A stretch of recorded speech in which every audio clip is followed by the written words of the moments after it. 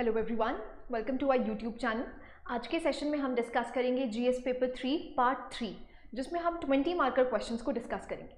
जैसा कि आपको पता है 20 मार्कर क्वेश्चंस में आपको 3 क्वेश्चंस देखने को मिलते हैं। अगेन यहाँ पर जो 2 क्वेश्चंस हैं वो जीएस पार्ट से रिलेटेड हैं और जो आपका लास्ट क्वेश्चन है that is related with every GK, right. So आज के सेशन में हम जीएस पार्ट के जो रिलेटेड 20 मार्कर क्वेश्चंस हैं उनको डिस्कस करने की कोशिश करेंगे।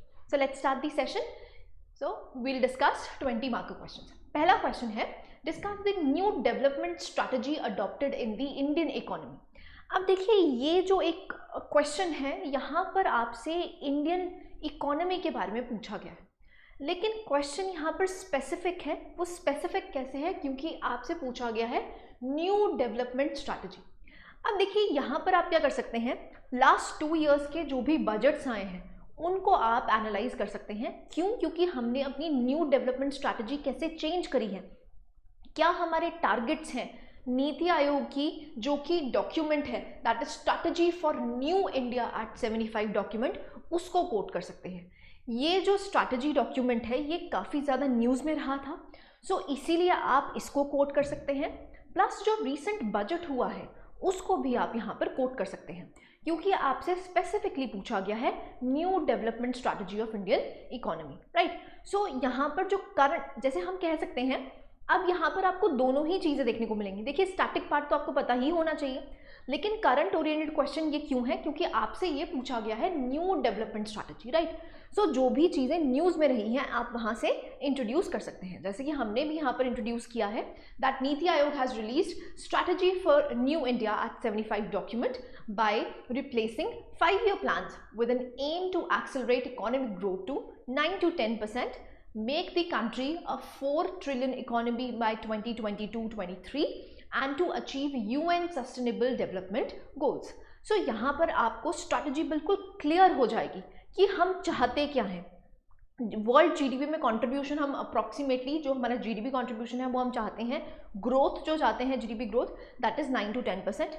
नेक्स्ट हम चाहते हैं अपनी इकोनॉमी को 4 ट्रिलियन इकोनॉमी बनाना, और तीसरा हम चाहते हैं कि जो भी हमारी ग्रोथ हो वो सस्टेनेबल ग्रोथ हो। सस्टेनेबल डेवलपमेंट गोल्स को अचीव करने के लिए जो भी स्टेप्स लिए जा रहे हैं वो उसी डायरेक्शन में हो। तो यहाँ से आपको क्लैरिटी हो जाएगी कि हम जब न्यू इंडिया की बात करते हैं तो न्यू इंडिया में मेजर की फैक्टर्स कौन कौन से होंगे, राइट। सो 3 की फैक्टर्स हैं। अगेन देखिए इस क्वेश्चन को होलिस्टिक बनाने के लिए आप अगेन फैक्ट्स एंड फिगर्स को कोट करेंगे ही करेंगे। अनटिल एंड अनलेस आप टारगेट एरियाज, ऑब्जेक्टिव्स हमारे नहीं बता पाएंगे क्लैरिटी से, तब तक आप इस क्वेश्चन को प्रॉपरली अटेम्प्ट नहीं कर पाएंगे, राइट। सो इंट्रोडक्शन में हमने लिख दिया स्ट्रैटेजी फॉर न्यू इंडिया। क्यों? क्योंकि यहाँ पर न्यू डेवलपमेंट स्ट्रैटेजी की बात करी जा रही है। नेक्स्ट, अगर हम ऑब्जेक्टिव्स की बात करते हैं, अब देखिए इतने सारे ऑब्जेक्टिव्स लिखने की जरूरत नहीं है, लेकिन अगर आपको 4 से 5 ऑब्जेक्टिव्स भी याद हैं तो आप लिख सकते हैं। सो हम जैसे कि बात कर रहे हैं कि हमें एक्सेलरेट करनी है अपनी GDP growth rate in a inclusive and sustainable manner to about 8% during 2018 to 23। So हम कहना चाहते हैं कि जो हमारी जीडीपी ग्रोथ है वो अप्रॉक्सीमेटली कितनी रहे, 8% रहे। अब कोविड-19 बीच में आया, it was a black swan moment. So black swan event को कहा जाता है कि जो हम प्रिडिक्ट नहीं कर सकते। अब कोविड-19 एक ऐसा इवेंट हुआ जो हम प्रिडिक्ट नहीं कर पा रहे थे, तो उसकी वजह से जो हमारी जीडीपी ग्रोथ है उसमें आपको काफ़ी कमी होती हुई दिखी। लेकिन धीरे धीरे करके हमारी, क्योंकि इकोनॉमी रिकवर कर रही है, तो हम कह सकते हैं कि इंडिया आज के टाइम पे एक ब्राइट स्पॉट में एग्जिस्ट करता है। क्योंकि अगर आप वर्ल्ड इकोनॉमी की बात करते हैं, सभी की जीडीपी आपको देखने को मिलेंगी दैट इज ड्विंडलिंग। अब हमारी इकोनॉमी जो है वो काफ़ी ज़्यादा स्ट्रेंथन्ड है। जो जीडीपी ग्रोथ इंडिया की देखने को मिल रही है, आईएमएफ ने भी कहा कि जो इंडिया का स्टैंस है राइट नाउ, जो स्टैंस है, India is at a bright spot in world economy, right. So again आप यहाँ पर इसको कोट कर सकते थे। नेक्स्ट ऑब्जेक्टिव है हमारा, investment rate should be raised from 29% to 36% of GDP by 2022 and 23। ऐसे ही we want to increase the female labour force participation to at least 30%। ऐसे ही reach in top 50 countries in the global innovation index. ऐसे ही double the current growth rate of manufacturing sector by 2022। And यहाँ पर हम gradually latest technology को भी advance करना चाहते हैं, that is refer to as industry 4.0, जहाँ पर हम एग्रीकल्चरल टेक्नोलॉजी, प्रोडक्टिविटी, एफिशिएंसी और यहाँ पर क्रॉप डाइवर्सिफिकेशन की बात करेंगे।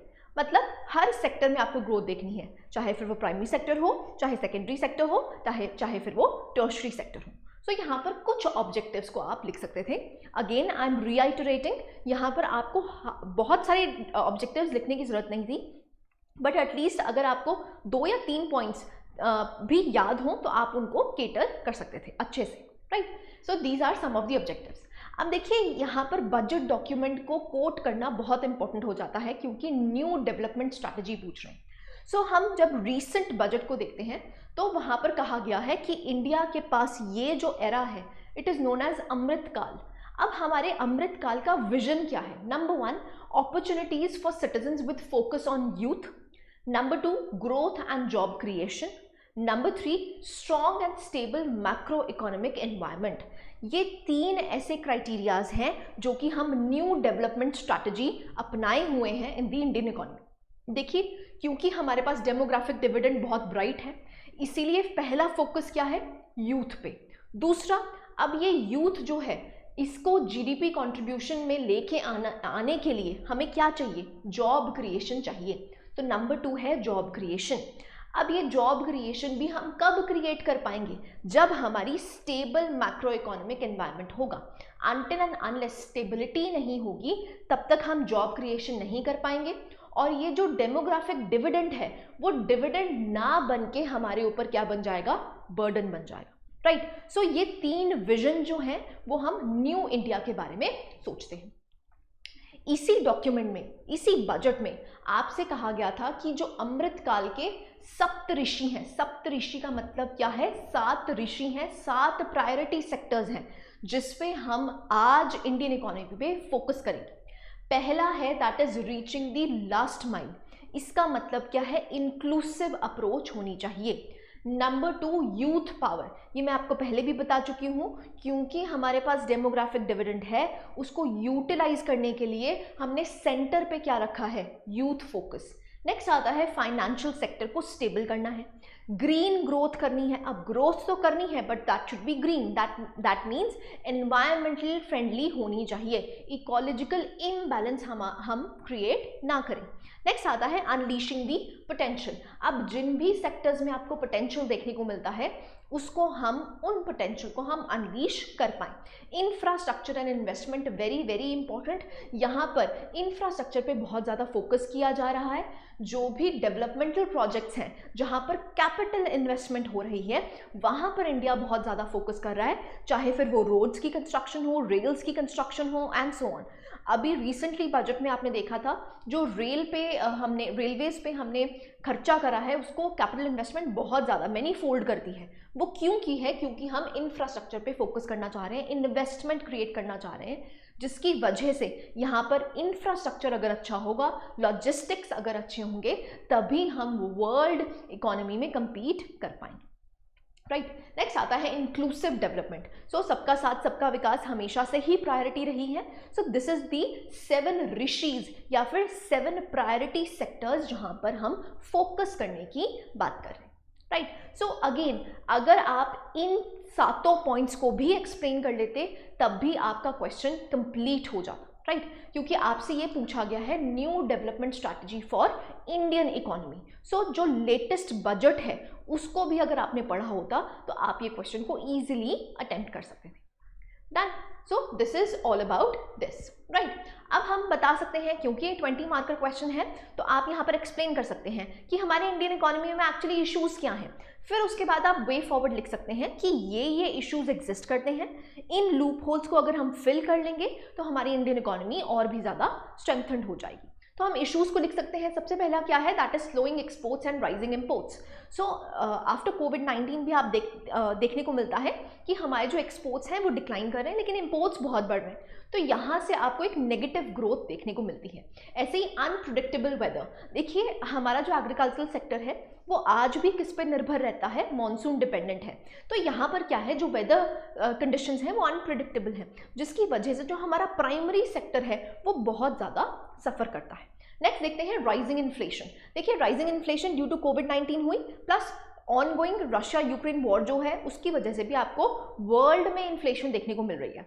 दो इंडिया में अगर हम देखते हैं, again India is at the bright spot. क्यों? क्योंकि यहाँ पर inflation rates rather compare to other countries, inflation rates फिर भी हमने काफ़ी ज़्यादा स्टेबल रखे हुए हैं। लेकिन फिर भी अगर हम बात करते हैं, आपको राइजिंग इन्फ्लेशन देखने को मिलती है। So rise in inflation is about 6% for 7 straight months. The Indian economy faces headwinds from higher energy and commodity prices. Russia Ukraine की वॉर हुई है जिसकी वजह से जो एनर्जी रेट्स हैं वो बहुत ज़्यादा बढ़ चुके हैं, और यहाँ पर क्योंकि आपको पता है इंडिया सबसे ज़्यादा क्रूड ऑयल इंपोर्ट करता है, तो इसकी वजह से हमें ज़्यादा प्राइसेस देने पड़ रहे हैं और आपको इन्फ्लेशन देखने को मिल रही है। Right, so these are some of the points जहाँ पर हमारी जो इंडियन इकोनॉमी है वो ड्विंडल कर रही है। ऐसे ही अगर अगेन आप यहाँ पर वे फॉरवर्ड लिख सकते थे, इनके लिए हमने कौन कौन सी स्कीम्स चलाई हैं, गवर्नमेंट इनिशिएटिव्स क्या हैं, बजटरी एलोकेशंस जो हैं वो हमने बता दी हैं। सो अगेन कंक्लूड कर सकते हैं, recently India became the world's 5th largest economy by overtaking UK, जिससे USA, China, Japan and Germany ही हमारे ओनली नेशंस हैं जिसकी इकोनॉमीज हमारे से लार्ज हैं। So the real GDP growth of 6 to 6.5% in a world full of uncertainties is the new normal, and India is set to be the 3rd largest economy by 2029. अब मैंने आपको बताया है जब भी कंक्लूजन लिखना है तो it should be optimistic. So recently news में था कि इंडिया ने ओवरटेक कर लिया है किसको, यूके को। सो यहाँ पर हम 5th स्पॉट पे आ चुके हैं, और धीरे धीरे करके अगर हम 2029 तक जाएंगे तो India will become the 3rd largest economy in the world. Now this is a great symbol जिससे पता चल रहा है कि इंडिया एक ब्राइट स्पॉट पे आपको देखने को मिल रहा है। राइट, सो यहाँ पर इस क्वेश्चन में आप देख सकते हैं हमने जितने भी टॉपिक्स लिए हैं, जितने भी हमने आंसर्स में पॉइंट्स को डिस्कस किया है, वो सारे के सारे ही क्या हैं, they are related to current affairs. Right, so budget, economic survey अगर आपने रीड किया होता तो आप ये क्वेश्चन को इजीली अटेम्प्ट कर सकते थे।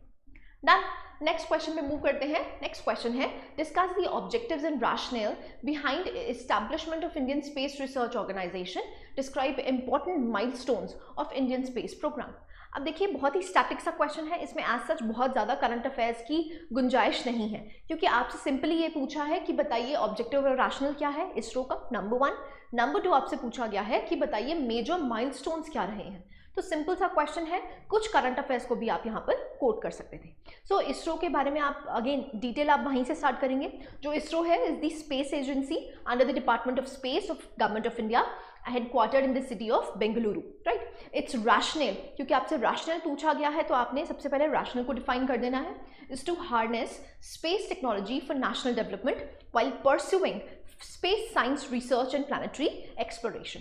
सो हमारा मेजर मकसद क्या है कि जो हम स्पेस टेक्नोलॉजी में एडवांसमेंट कर रहे हैं, वो एडवांसमेंट हम क्यों कर रहे हैं, हमारा मेजर एम क्या है कि जिससे कि हम नेशनल डेवलपमेंट कर पाएँ, नंबर 1।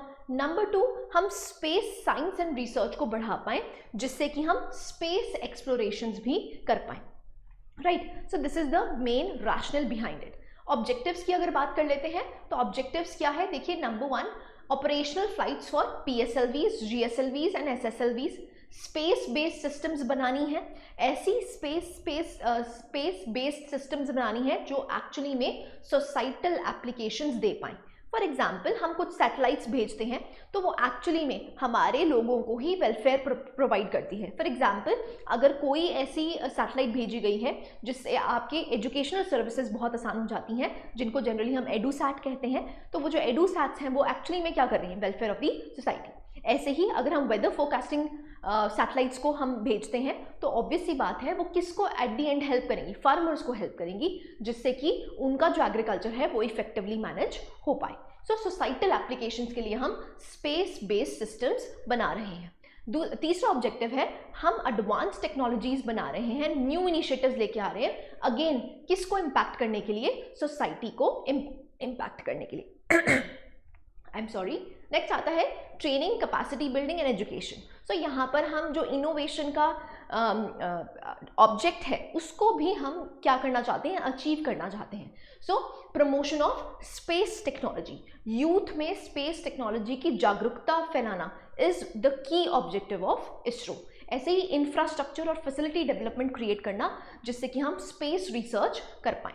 इंटरनेशनल कोऑपरेशंस करना, अगेन जहाँ पर इंडिया एक नेशनल रादर इंटरनेशनल स्टैचर पे पहुँच पाए, right. Commercial utilisation of the products and services emanating from the Indian space programme and promotion and authorisation of Indian private firms in the space sector. अब धीरे धीरे करके हम क्या कर रहे हैं, प्राइवेट प्लेयर्स को भी एंट्री दे रहे हैं into the space programme. So again उसके भी आप एग्जांपल्स लिख सकते हैं, बट अगेन आपसे क्वेश्चन ये पूछा गया है what is the rationale and what are the objectives of ISRO.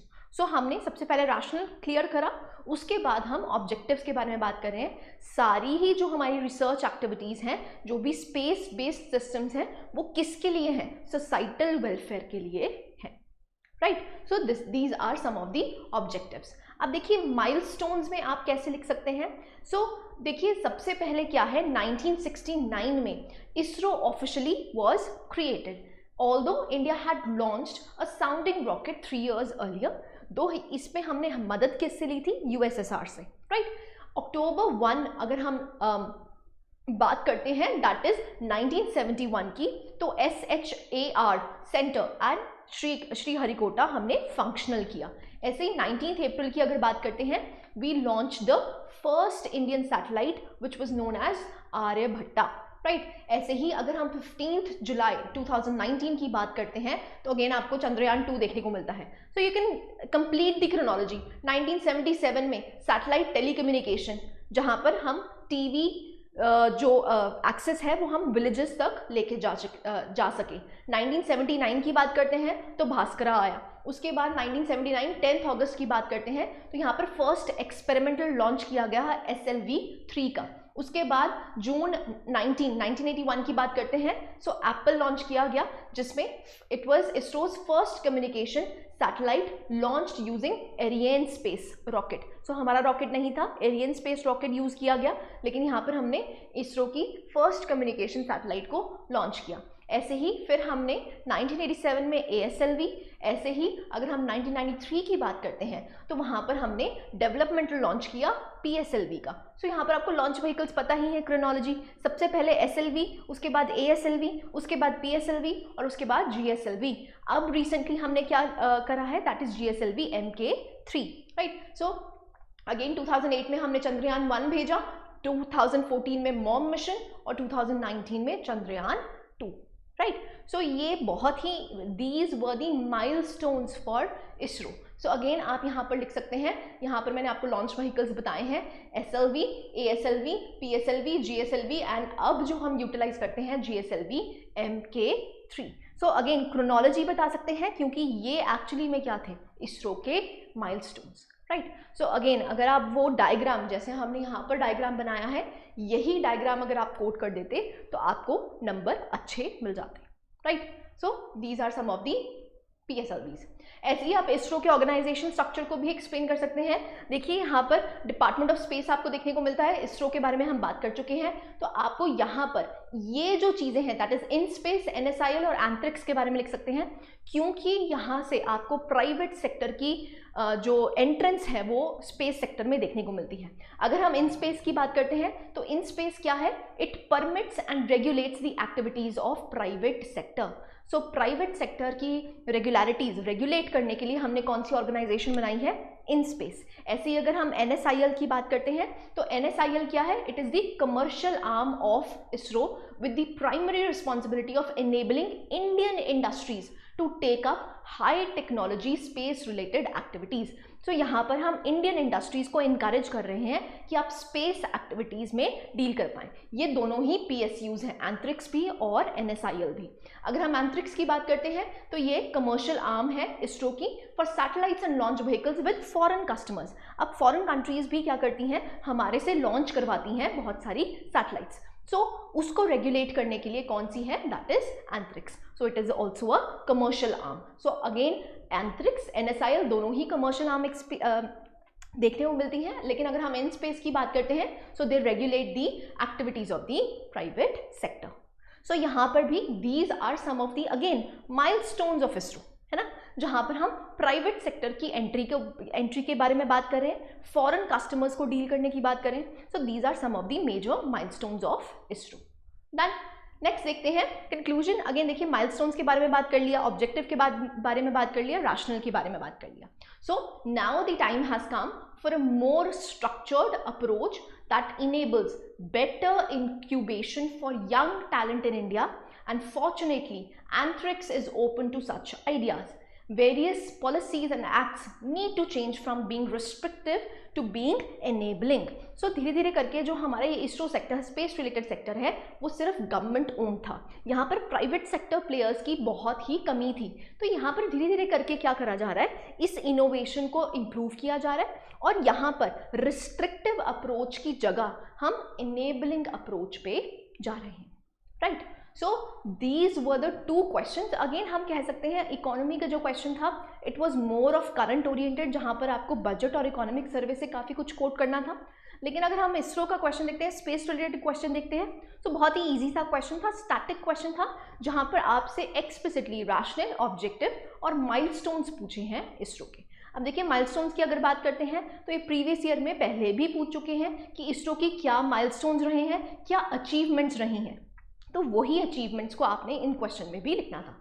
तो यहाँ से आप देख सकते हैं, देखिए दिस कंप्लीट्स हमारा जो हमने सीरीज चलाई थी, जहाँ पर हमने GS paper 1, GS paper 2, GS paper 3 को फुली कवर किया है, जहाँ पर डिटेल्ड आंसर्स दिए गए हैं. यहाँ से आपको पता चलता है कि कितने क्वेश्चंस रिपीट होते हैं. जैसे हम इसरो की बात करते हैं तो ये क्वेश्चन काफ़ी बार पहले भी पूछा जा चुका है. तो यहाँ से आपको क्लैरिटी होती है कि अगर हम प्रीवियस ईयर क्वेश्चंस को भी ढंग से करके जाएं तो हम 30 to 40% ऑफ द पेपर हम कवर कर सकते हैं. So this was it. I hope you like this session. Thank you very much.